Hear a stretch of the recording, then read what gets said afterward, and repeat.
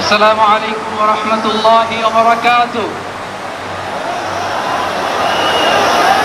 আমাকে আজকের এই জনসমুদ্রকে শান্ত করার জন্য বলা হয়েছে। আমি জানি না আপনারা কি শান্ত হবেন না অশান্ত হয়ে যাবেন।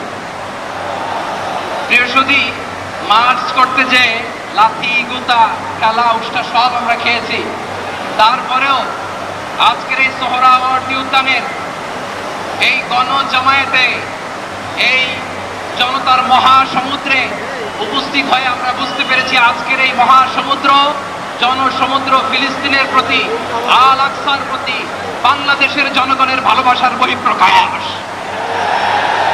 ভৌগোলিকভাবে আমরা ফিলিস্তিন থেকে অনেক দূরে হতে পারি, কিন্তু আজকের এই জনসমুদ্র প্রমাণ করে আমাদের এক একজনের হৃদয়ে, বুকের ভেতরে বাস করে এক একটা ফিলিস্তিন। আমাদের হৃদয়ে বাস করছে এক একটা গাজা।